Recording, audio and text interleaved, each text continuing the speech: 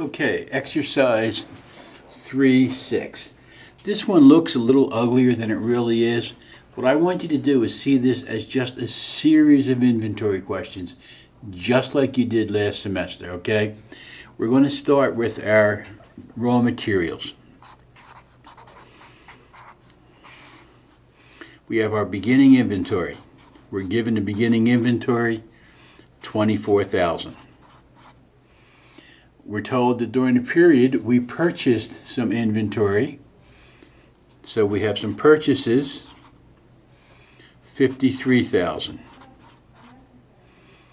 That gives us total goods available, $77,000.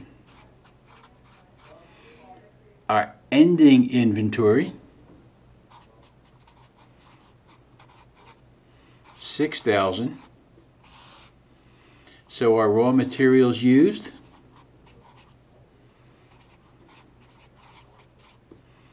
$71,000. Now, they give us some further information.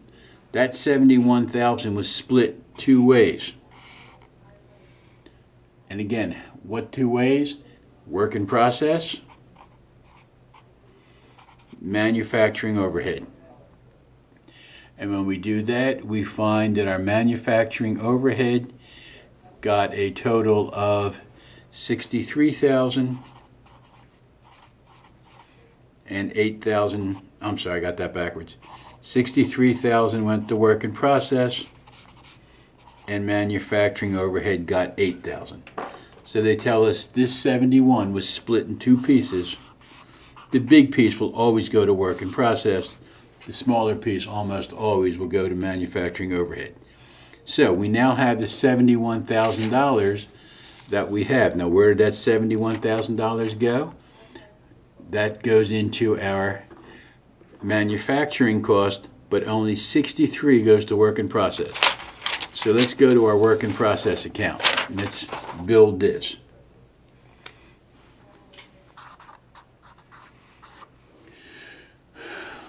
What things go into work in process? Raw materials. We computed that to be $63,000. We're told that we had direct labor, and that was $62,000.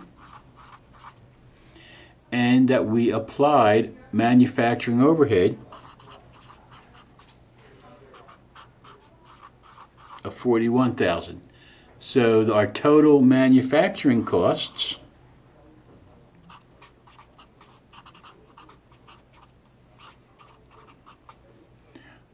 $166,000. Now, we have another inventory that we're going to do, and this is called our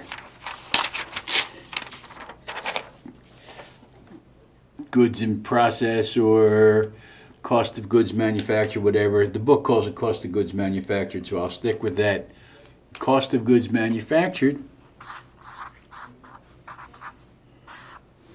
And again, I want you to keep thinking how similar this looks to the inventory problems. Our beginning inventory here is work in process.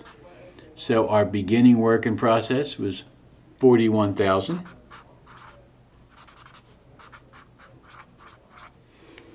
Plus, we added our manufacturing costs of $166,000. $166,000. Okay. Then we need to subtract our ending work in process, and we're given that of $38,000. So we start with this, we add this, subtract this, and we come up with the cost of goods manufactured for this period of $169,000. That's going to go into our finished goods inventory computation instead of purchases, which went into our inventory computation last year. So let's do that. We have our beginning finished goods inventory.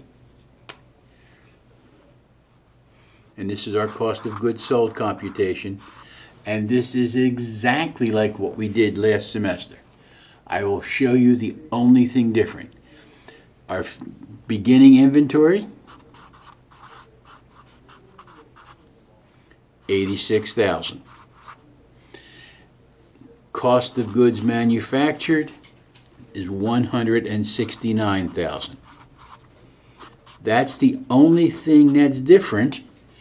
And the only thing that's different about it is last year we called it purchases. This year we call it cost of goods manufactured. Total goods available, just like the inventory calculation from last semester, is $255,000 minus the ending inventory of $93,000. So the cost of goods sold is $162,000. At this point last year we were finished. We have one additional step, and we're told that we had some under-applied overhead. Under-applied overhead means when we went and looked at our overhead account, we had more expenses there than we applied. We had some leftover expenses. We didn't put all our costs to our goods, and that was $8,000. So that's our adjustment for overhead. So our adjusted cost of goods sold, $170,000. Nothing new. The only thing that's really new is the words. Everything else you know how to do.